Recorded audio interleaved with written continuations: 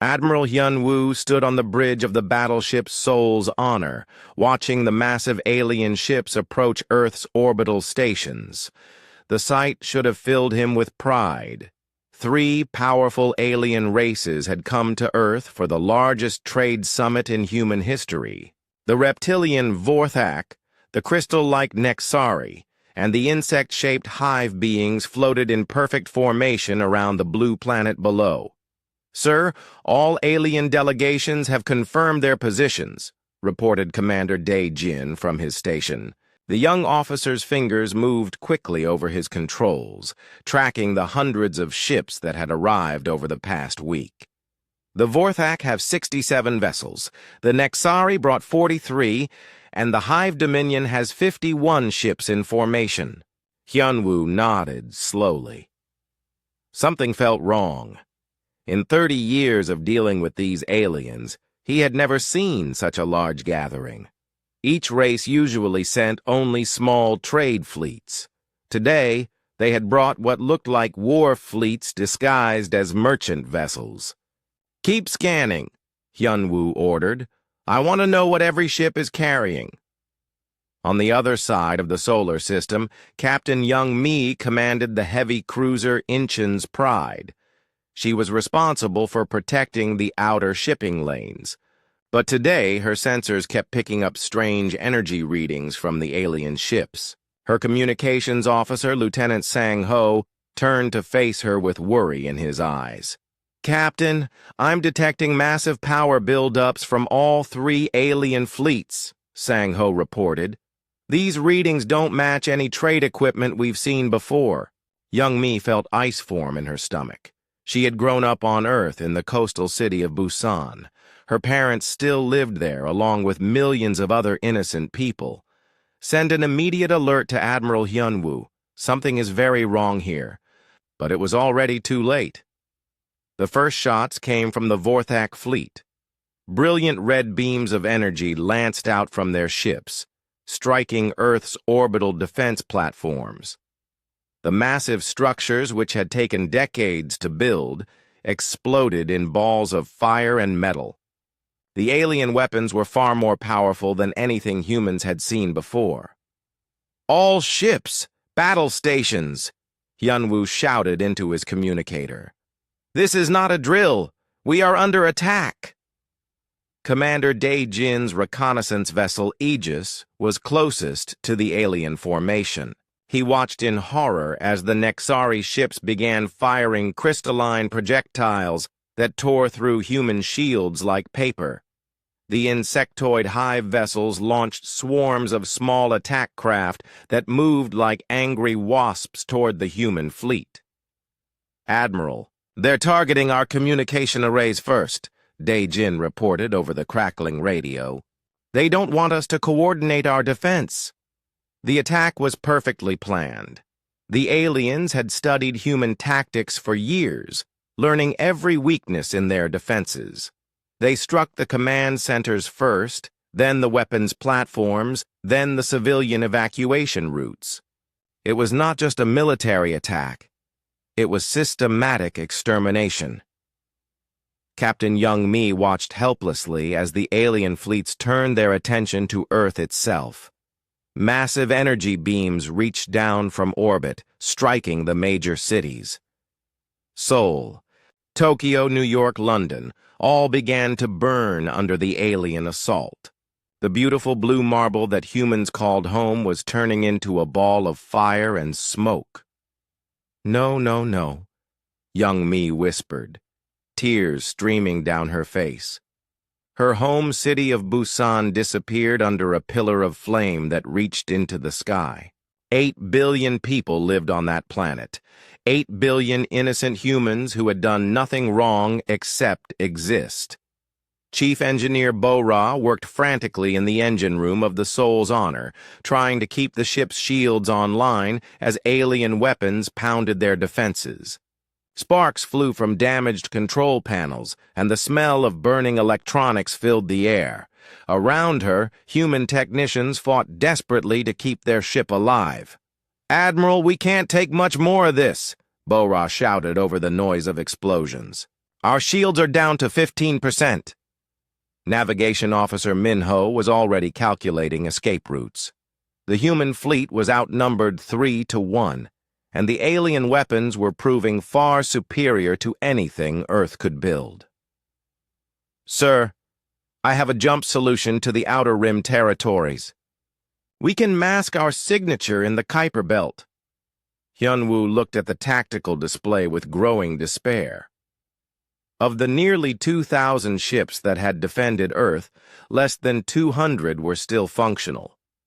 The aliens were hunting down the survivors with methodical precision, destroying escape pods and civilian transports without mercy. The lunar colonies were the next to die. The mining stations and research facilities that had represented humanity's first steps into space vanished under concentrated alien fire. The moon itself began to crack and break apart under the bombardment, sending chunks of rock spinning into space. "Admiral, we have to go!" Dae-jin's voice crackled over the damaged communication system. "If we stay here, humanity dies completely." It was the hardest decision Hyunwoo had ever made. Earth was burning. The moon was breaking apart. Billions of humans were dead or dying. But if the remaining fleet stayed to fight, then humanity would truly be extinct. Someone had to survive to remember what had happened here. "All remaining ships, jump on my mark," Hyunwoo ordered, his voice heavy with grief. "Set course for the Outer Rim. Emergency acceleration." The surviving human ships began to disappear one by one, jumping into hyperspace as the alien fleets continued their systematic destruction. Young Mai was among the last to leave, taking one final look at the burning planet where she had been born. The aliens had planned this perfectly. They had spent decades studying humanity, learning their weaknesses, preparing for this moment. They believed they were eliminating a potential threat before it could grow too dangerous. They thought they were solving a problem. As the last human ships vanished into hyperspace, the alien fleets began the final phase of their operation. Specialized weapons designed to crack planets fired down at Earth's core. The world that had given birth to humanity began to tear itself apart from the inside. The aliens watched with satisfaction as Earth died. Their scanners showed no human survivors in the solar system. The ships that had escaped were few and damaged. They would not survive long in the cold depths of space. The human problem had been solved quickly and efficiently. But in the darkness between the stars, Admiral Hyunwoo's battered fleet emerged from hyperspace near a dead system at the galaxy's edge. 180,000 humans had survived the massacre. They had lost everything. Their world, their families, their entire civilization. What the aliens did not understand was that they had not destroyed humanity. They had forged it into something new, something harder, something that would spend every moment of its existence planning revenge. As Hyunwoo stared at the empty space, where Earth's light should have been visible, he made a promise that would echo through the galaxy for decades to come. The aliens had wanted to eliminate the human threat before it became dangerous. They were about to learn just how dangerous humans could become when they had nothing left to lose. 5 years had passed since Earth burned, and the human survivors had learned to live in the cold darkness between stars.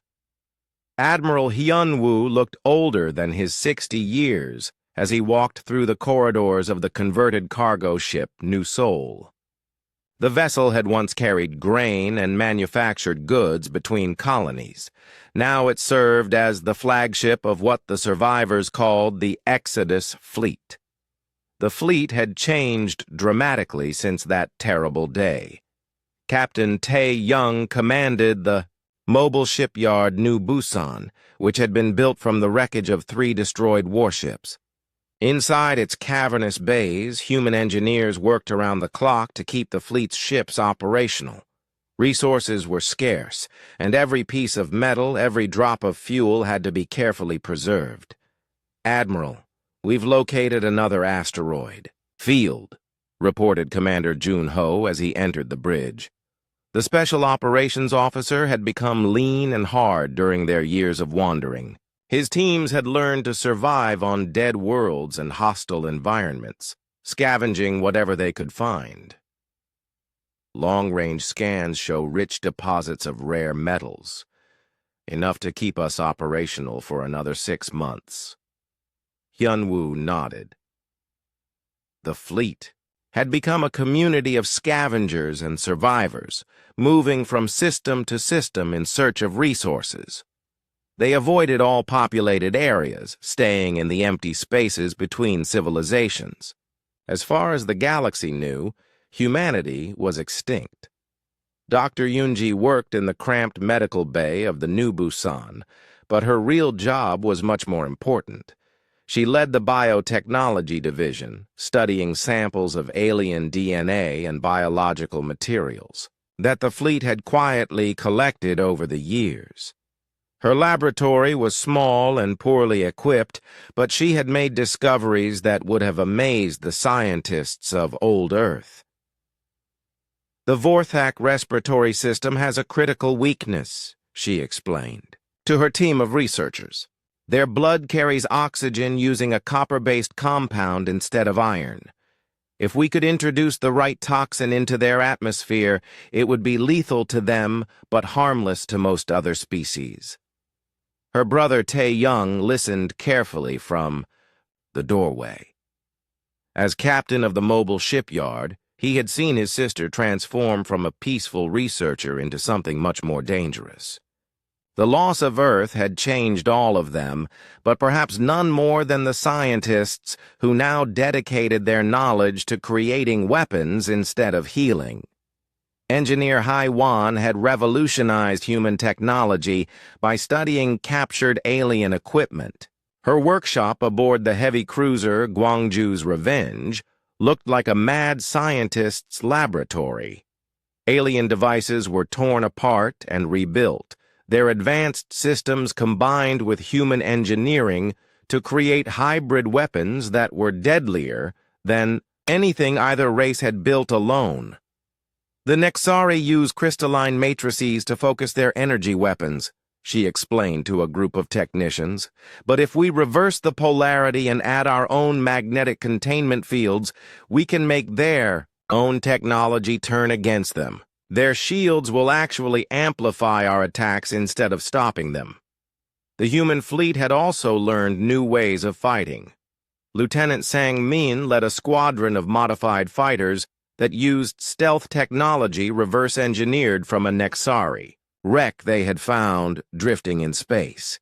The small ships could hide from almost any sensor, making them perfect for reconnaissance and surprise attacks. "Remember, we're not trying to win glorious battles," Sang-min told his pilots before every mission. "We're trying to kill aliens without them knowing we exist. Hit fast, hit hard, and disappear before they know what happened."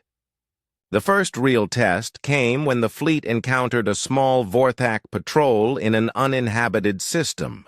3 alien ships were conducting a routine survey, mapping stellar phenomena for their Empire's navigation charts. They had no idea that human survivors were watching them from the shadow of a gas giant's moon. Commander Jun-ho led the assault personally.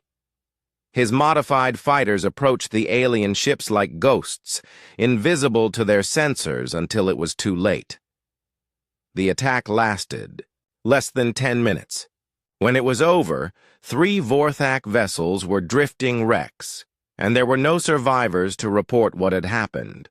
"Clean up the debris," Jun-ho ordered his teams. "I want it to look like they hit an asteroid field or suffered engine failures. Nothing that would suggest an attack."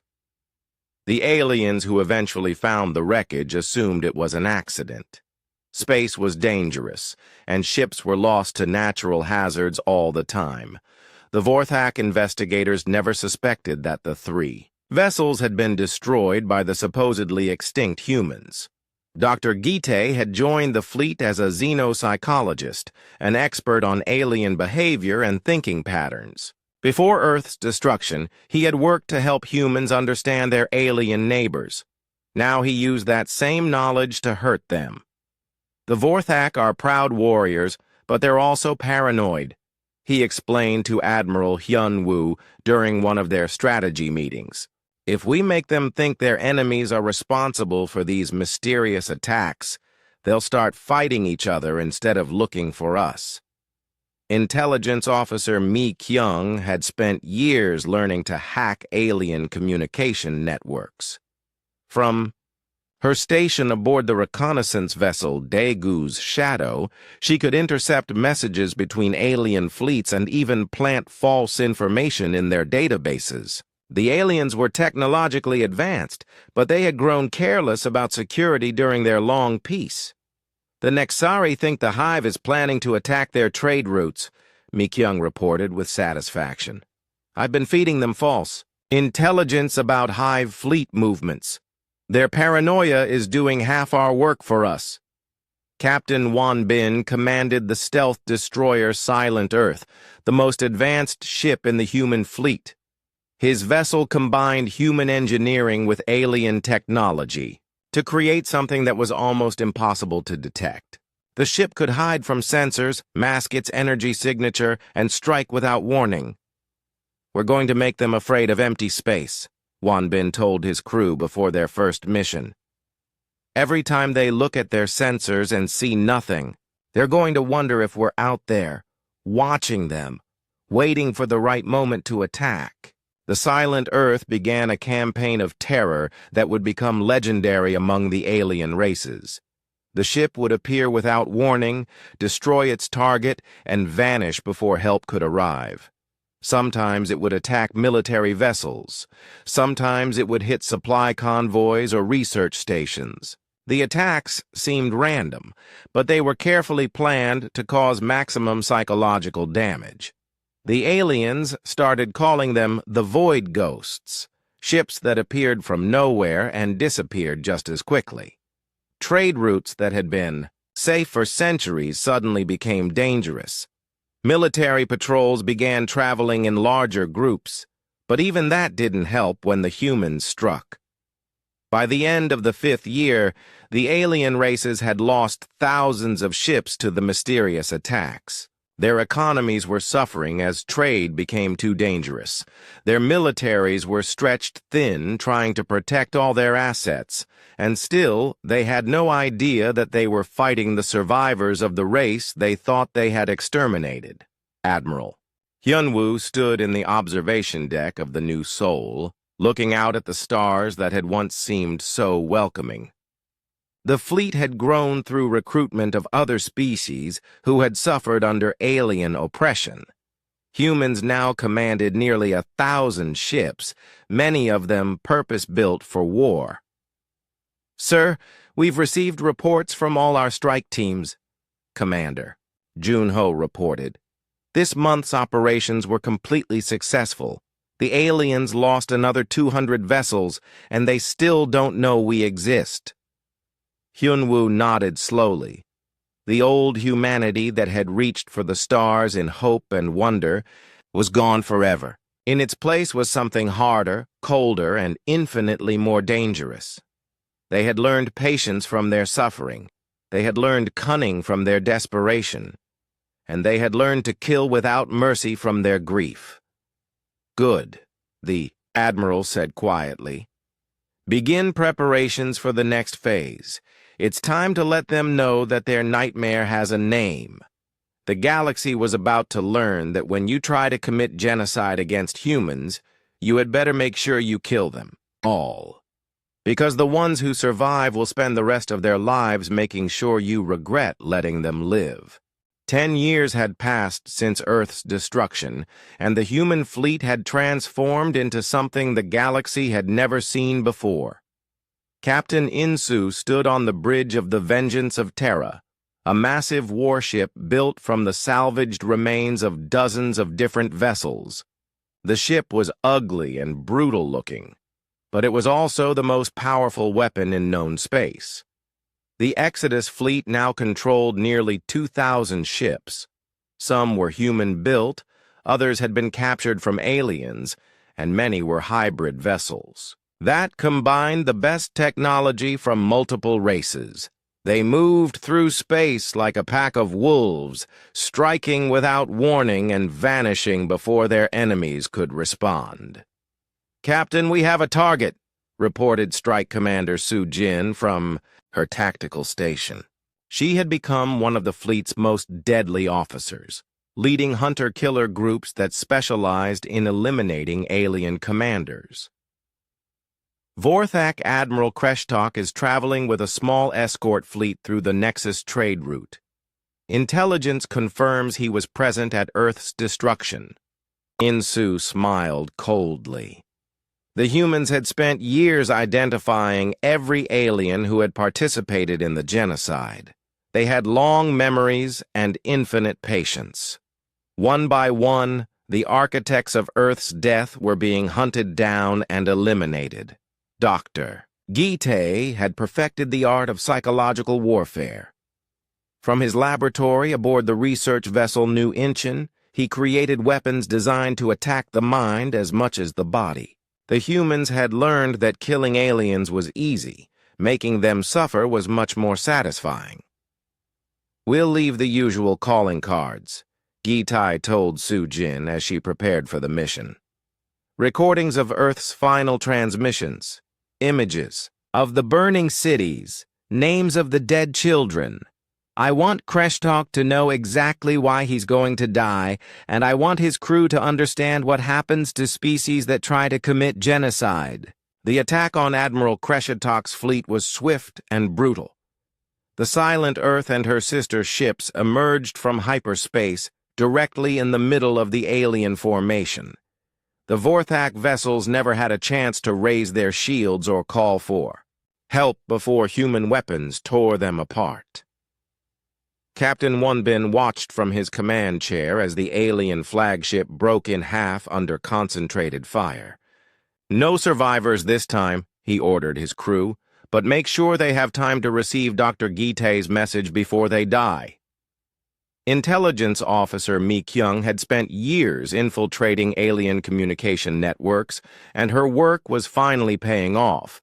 The three alien confederations were beginning to turn against each other as the mysterious attacks continued. Each race suspected the others of being responsible for their losses. "The Nexari Council is demanding explanations from the Hive Dominion," Mi Kyung reported to Admiral Hyun Woo during their weekly briefing. "They think the insectoids are using some kind of new stealth technology to attack their trade convoys. The Hive, of course, denies everything and accuses the Vorthak of trying to frame them. The aliens' paranoia was destroying their alliance faster than human weapons ever could. Trade agreements were being canceled, military cooperation was breaking down, and border skirmishes were becoming more common. The galaxy that had once been united in its desire to eliminate humanity was now fracturing from within. Engineer Corps Commander Sun Young had achieved something that would have been impossible during the old days of peace. Her teams had infiltrated the alien industrial base, compromising the manufacturing processes for thousands of ships and weapons systems. Many alien vessels now carried hidden weaknesses that could be exploited at any time. "We've installed our surprises in 60% of all new Vorthak ships," Sun Young reported with satisfaction. "Hidden programs in their computer systems, structural weaknesses in their hull plating, and backup transmission devices that will let us track their movements. When the time comes for open warfare, half their fleet will destroy itself before we fire a shot." The humans had also developed new biological weapons designed specifically for each alien race. Dr. Yoon-ji's research had identified genetic markers that were unique to each species, allowing her to create diseases that would be deadly to aliens but harmless to humans and their allies. "The Nexari virus is ready for deployment," she told Admiral Hyun-woo during a secure briefing. It attacks their crystalline nervous system, causing their entire body to shatter from the inside. The Vorthak plague targets their copper-based blood chemistry, and the hive pathogen disrupts their collective mental connections. These weapons had been distributed throughout alien space through contaminated trade goods and medical supplies. The diseases would remain dormant until activated by a specific signal, giving the humans the ability to devastate entire alien populations at will. Captain Jae-won led the assault on a major Nexari military base in the Cygnus sector. His battle group included 12 heavy cruisers and 40 fighter squadrons, all equipped with the latest hybrid weapons technology. The base was supposed to be impregnable, protected by energy shields that could stop any known weapon. But the humans were no longer using known weapons. "Fire the resonance cannons," Jae-won ordered as his ships approached the base. The new weapons sent vibrations through the crystalline structure of the Nexari shields, causing them to shatter like glass. Within minutes, the supposedly impregnable fortress was defenseless. The attack lasted less than an hour. When it was over, the military base was a burning ruin, and the human fleet had vanished back into hyperspace. The few alien survivors found recordings of Earth's destruction playing on every communication channel, along with a simple message: "This is what happens to civilizations that commit genocide." Admiral Hyo-jin coordinated the simultaneous assault on Vorthak space. Her forces struck 17 different targets at the same time, hitting military bases, shipyards, and command centers across 3 star systems. The attacks were perfectly synchronized, occurring at the exact moment when the alien defenses were weakest. "All targets neutralized," Hyo-jin reported to Admiral Hyun-woo after the operation was complete. "We lost only 6 ships, and none of the aliens managed to send distress signals. They still don't know what hit them." Dr. Seok-jin activated the first phase of the biological warfare campaign. Across alien space, the dormant diseases began to awaken. Vorthak soldiers started bleeding from their eyes as their copper-based blood chemistry broke down. Nexari civilians collapsed as their crystalline bodies began to crack and shatter. Hive workers lost their connection to the collective mind, driving them insane with isolation. The aliens finally began to understand that they were not fighting random pirates or mysterious accidents. They were facing an enemy that had spent years preparing for this moment. An enemy that understood their weaknesses better than they did themselves. But it was too late. The human fleet had grown too powerful, their preparations too complete. The galaxy that had once dismissed humanity as a minor threat was about to learn the price of genocide. Fleet. Commander Jin-woo addressed the entire Exodus fleet from the bridge of the Vengeance of Terra. Behind him, tactical displays showed the locations of human forces throughout known space. They were everywhere, striking at will, destroying their enemies with surgical precision. "Today marks the beginning of the end," Jin-woo announced to his people. "For 10 years we have hidden in the shadows, striking like ghosts and vanishing into the night. We have learned our enemies' weaknesses, infiltrated their societies, and turned them against each other. Now it is time to step into the light and show the galaxy what humanity has become." The message was broadcast on every alien communication channel simultaneously. For the first time since Earth's destruction, the galaxy heard the voice of humanity, but it was not the peaceful, hopeful voice that had once sought friendship among the stars. This was the voice of predators who had spent years learning how to hunt. "We are the children of Earth," the message continued. "You burned our world and murdered our families. You thought you had eliminated a threat, but instead you created something far more dangerous. We have been watching you, studying you, preparing for this moment. Your extinction begins now. The galaxy shuddered as it realized the truth. The humans had not only survived, they had evolved into something that made the original threat look insignificant. The aliens had wanted to prevent humanity from becoming dangerous. Instead, they had forged humanity into the most dangerous force the galaxy had ever known. 15 years after Earth's destruction, the galaxy was in chaos. Fleet Admiral Dong Hyun stood in the command center of the massive dreadnought Earth's Fury, watching reports stream in from across known space. The human revelation had shattered. The fragile peace that had existed between the alien confederations and now open warfare raged on dozens of fronts. Admiral, we're receiving surrender requests from 12 different Vorthak colonies, reported Colonel Yu Jin, the commander of the human ground forces. She had spent years training soldiers who could fight in any environment against any enemy. They're offering to switch sides in exchange for protection from our biological weapons. The plague that Dr. Seok Jin had unleashed was spreading faster than the aliens could contain it. Entire worlds were going dark as their populations succumbed to diseases specifically designed to exploit their unique biologies. The Vorthak copper-based blood chemistry made them particularly vulnerable. Their soldiers were dying in their bunkers, while their civilians fled in panic. Fighter Wing Commander Kyung Ho led a squadron of advanced stealth fighters on a mission to capture a major hive communications hub.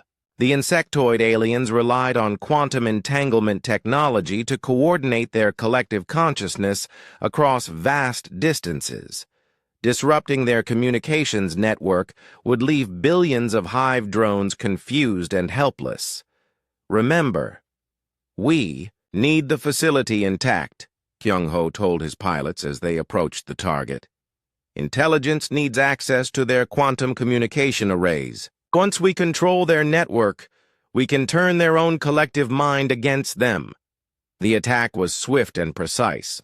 Human fighters ghosted through the hive defense perimeter, while their pilots' nervous systems were enhanced with captured alien technology. They could think and react faster than any organic brain, making them nearly unbeatable in combat. Broadcasting Officer Nare transmitted the human message throughout the captured facility. "We are the survivors of Earth," her voice echoed through the corridors where hive drones cowered in terror. "Your leaders believed they could commit genocide without consequences. They were wrong. This is our justice." The psychological impact was devastating. The hive had always believed their collective consciousness made them superior to individual-minded species. Now they discovered that humans could turn that very advantage into a weapon against them. General Chang Min addressed the galactic community from a captured Nexari command center. Behind him, holographic displays showed the true extent of human infiltration throughout alien space. They had been everywhere, watching everything, preparing for this moment for over a decade. "You see us as monsters," Chang Min said, his voice, "carrying to every inhabited world in the galaxy. But we are simply the logical result of your actions. When you choose genocide as a solution to competition, you create enemies who will stop at nothing to ensure it never happens again." The three alien confederations finally understood the scope of what they faced. This was not a war between equals. This was extermination being carried out by a species that had perfected the art of systematic destruction. The humans had learned from their enemies' own methods and improved upon them. Engineer Corps Commander Sun Young activated the hidden programs she had spent years installing in alien ships and facilities. Across the galaxy, supposedly secure, installations began to self-destruct as their own computer systems turned against them. Shipyards exploded, Weapons factories shut down, and entire fleets found themselves unable to control their own vessels. Phase 2 is complete, Sun Young reported to Admiral Dong Hyun. We now have direct control over 73% of all alien military assets. Their own technology is working for us now. The aliens' advanced technology, which they had once considered their greatest advantage, had become their worst weakness. The humans had spent years learning how these systems worked, and now they were using that knowledge to turn the aliens' own weapons against them. Captain Do-yeon commanded the Siegebreaker Earth's Vengeance, a massive ship designed specifically for attacking heavily fortified positions. Her target was the Vorthak homeworld, a planet that had been protected by orbital defense platforms for over 1,000 years. All ships, begin the final approach, Do-yeon ordered as her battle group emerged from hyperspace. The planet below was surrounded by energy shields and weapon platforms that should have been able to destroy any attacking fleet, but the humans had spent years preparing for this moment.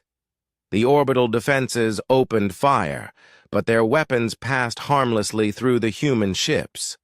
The attackers were using phase shift technology reverse-engineered from captured alien equipment, allowing them to exist slightly out of normal space-time. They were untouchable until they chose to become solid again. Activate the resonance weapons, Do-yeon commanded. The human ships became solid just long enough to fire their specialized weapons, then shifted back out of phase before the alien defenses could respond. The Vorthak shields shattered under the assault, and their orbital platforms began to break apart. Dr. So Young, now Director of Galactic Reconstruction, prepared for the aftermath of the coming victory. She had spent years studying alien societies and developing plans for their integration into a human-dominated galaxy. The goal was not extinction, but control. Permanent, absolute control that would ensure genocide could never happen again. The Ra. Surviving alien populations will be relocated to designated worlds under human supervision, she explained to her staff. Their military capabilities will be permanently eliminated, their governments reformed according to human principles, and their children will be educated to understand why their ancestors' actions were unacceptable. Meanwhile, Marshal Tae-ho led the assault on the Nexari crystal cities. The crystalline aliens had built their civilization around massive geometric structures that resonated with harmonic frequencies. The humans had learned to disrupt these frequencies, causing entire cities to collapse in cascades of shattered crystal. Remember, we're not here to destroy everything, Tae-ho told his troops as they advanced through the ruins.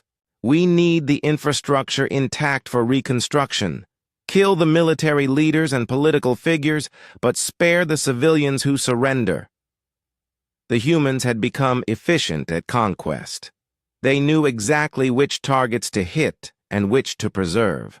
Every attack was calculated to cause maximum military damage while leaving the basic infrastructure needed for human administration.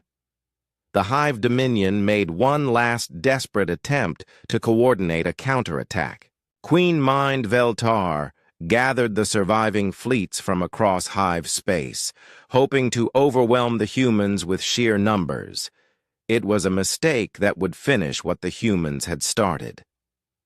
Captain Jae-won intercepted the Hive fleet with a force less than half its size.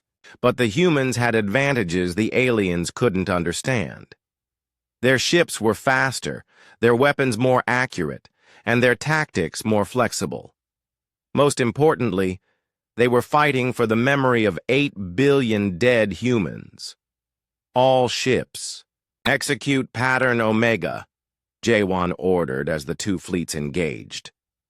The humans had named their most devastating battle formation after Earth's final moments. It was designed to destroy enemy forces so completely that no one would survive to learn from the experience. The battle lasted 6 hours. When it was over, the Hive's last great fleet was nothing but debris floating in space. Queen Mind Veltar's ship was captured intact, and the alien leader found herself face to face with humans for the first time since the genocide. "Your collective consciousness ends today," Admiral Donghyun told the captured Queen Mind. "Your people will learn to think as individuals, under human guidance. The age of the Hive is over." Across the galaxy, human forces were achieving victory after victory. The aliens' resistance was crumbling as their societies collapsed under the weight of biological warfare, technological sabotage, and military defeat. Worlds that had never known fear were learning what it meant to face an enemy that showed no mercy. But the humans were not randomly destroying everything they encountered. They were building something new. A galactic order where genocide would be impossible because humanity would never again allow any species to possess the military power necessary to attempt it. The galaxy was about to learn that when you try to exterminate humanity, the survivors will make sure you never get a second chance. 20 years had passed since Earth burned, and the war was finally over. Grand Admiral Wu Jin stood in the memorial garden that had been built where Earth once orbited the Sun. The planet had been reconstructed using advanced terraforming technology, but it would forever remain a monument to the dead and a reminder of the price of genocide. The last alien resistance had crumbled 3 months ago when the Nexari High Council formally surrendered to human forces. The crystalline beings had watched, their beautiful cities reduced to rubble and their people dying from diseases they could not cure. In the end, they chose survival over pride. "Admiral, the final casualty reports are ready," announced Director So Young as she approached through the memorial gardens. The former doctor had become the head of the new galactic administration, responsible for managing the dozens of alien species now under human protection. Total alien military losses, 94.7%. Civilian casualties from the biological weapons, approximately 2.8 billion across all 3 confederations. Wu Jin nodded slowly. The numbers were staggering, but they represented justice for the 8 billion humans who had died in the initial genocide. The aliens had started this war with the complete destruction of Earth. They had no right to complain about the consequences. Marshal Tae-ho, grandson of one of the original Exodus fleet survivors, commanded the occupation forces on the former Vorthak homeworld. The reptilian warriors who had once boasted of their military might now cower in refugee camps, dependent on human charity for their survival. Their warships had been scrapped, their weapons destroyed, and their military traditions outlawed forever. "The re-education programs are showing good results," Tae-ho reported during the weekly status briefing. "The younger Vorthak are beginning to understand why their ancestors' actions were wrong. It will take generations, but we can rebuild their society along peaceful lines." The humans had learned that simple revenge was not enough. They needed to ensure that the mistakes of the past could never be repeated. Every alien child now learned about Earth's destruction and the terrible consequences that followed. They learned that genocide was not just morally wrong, it was strategically suicidal. Captain Hai-jin commanded the human monitoring station in orbit around the former Hive homeworld. The insectoid aliens had suffered the most from the biological weapons, losing their collective consciousness and struggling to adapt to individual thought.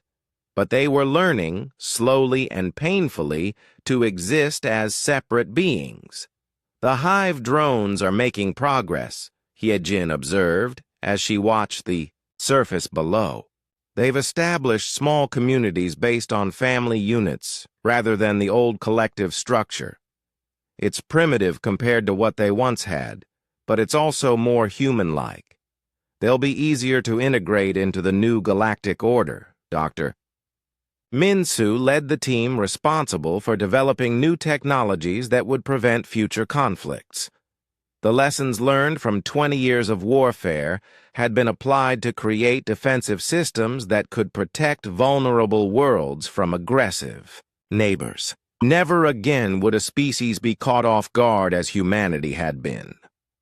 The planetary shield generators are now operational on all former human colonies, Minsu reported. Each world is protected by energy barriers that can stop any known weapon. We've also established the early warning network. Any species that begins developing weapons of mass destruction will be detected and stopped before they can use them. The galaxy had been transformed into something unprecedented in its history. Humanity now controlled all major military technology, all interstellar communication networks, and all space-based industry. Other species were allowed to exist and even prosper, but only under human supervision and within human-defined limits. Commander Subin oversaw the integration centers, where young aliens learned to coexist with their former enemies. The children who had been born after the war knew only the new reality, a galaxy where humans were the ultimate authority and genocide was literally impossible because no one else possessed the weapons to attempt it. The integration programs are exceeding all expectations, Subin reported to Director So Young. Alien children who grow up alongside human supervisors show no hostility toward our species. They understand that we're not their conquerors but their protectors, preventing them from making the same mistakes their ancestors made. Admiral Jin A commanded the Deep Space Monitoring Fleet that patrolled the galaxy's outer rim. Her ships watched for any signs of hidden alien military development or potential external threats. The humans had learned that eternal vigilance was the price of preventing another Earth. All sectors remain clear, Ginny reported during the monthly security briefing. No unauthorized military activity, no weapons development, no signs of rebellion. The galaxy is more peaceful than it has been in recorded history. But peace had come at a terrible cost. The proud alien civilizations that had once ruled the stars were now shadows of their former selves.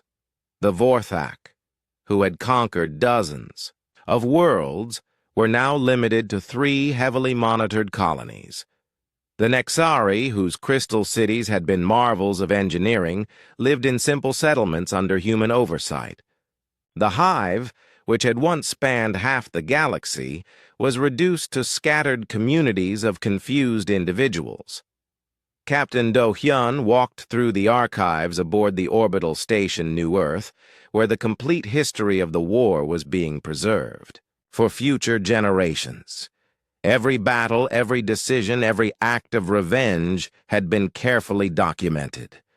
Future humans would understand exactly how the galaxy had been transformed and why it could never be allowed to return to its previous state. The historical records are complete, Do Hyun reported to Grand Admiral Wu Jin. Every human child will learn about Earth's destruction and the war that followed. They'll understand that we didn't conquer the galaxy out of greed or ambition. We did it to ensure that genocide can never happen again. The memorial garden where Earth had once existed was filled with representatives from across the galaxy. Humans and aliens alike came to pay their respects to the dead and to remember the lessons of the past. At the center of the garden stood a simple monument with words carved in dozens of languages. The inscription read, "Here lies the humanity that sought peace among the stars. Here was born the humanity that enforces it." Dr. Yu Na, the chief historian of the new galactic government, explained the meaning to a group of young alien visitors. Your ancestors believed that eliminating competition through genocide was acceptable, she told them. They learned that this belief was wrong. Humans don't seek to rule you out of hatred or superiority. We rule you to prevent you from destroying each other and yourselves. The galaxy had indeed achieved peace, but it was the peace of the grave for those who had chosen warfare. The alien species were allowed to exist, to grow, to develop their cultures and technologies, but always within limits set by humanity. They could never again threaten each other because they could never again possess the power to do so. Grand Admiral Wu Jin stood alone in the memorial garden as another day ended. The artificial sun that warmed the reconstructed Earth was setting, casting long shadows across the monuments to the dead. Around him, the lights of human ships could be seen in orbit, eternal guardians ensuring that the peace would never be broken. 50 years had passed since Admiral Yunwu had led the survivors of humanity into exile. That old humanity, which had reached for the stars with hope and wonder, was gone forever. In its place was something harder and more practical, a species that had learned that peace could only be maintained through strength, and that justice sometimes required terrible sacrifices. The aliens had wanted to eliminate humanity before it became a galactic threat. They had succeeded beyond their wildest nightmares. The humans who now ruled the galaxy were indeed a threat, but only to those who would repeat the mistakes of the past. The survivors of Earth had kept their promise. The galaxy would never again witness genocide because humanity would never again allow any species to possess the capability to attempt it. The price had been terrible, but the lesson was permanent. As Wu Jin walked through the memorial garden, he could almost hear the voices of the 8 billion dead calling across time and space. Their deaths had not been in vain. Their sacrifice had purchased something precious, a galaxy where no world would ever burn as Earth had burned, where no species would ever face extinction at the hands of their neighbors. The human fleet that had once been hunted now did the hunting, and they would continue to hunt forever and always, ensuring that the galaxy remained safe from those who would choose genocide over coexistence.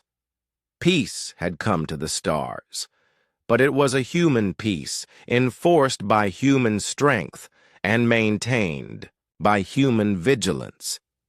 And it would endure as long as humanity remembered the lessons written in fire across the darkness of space.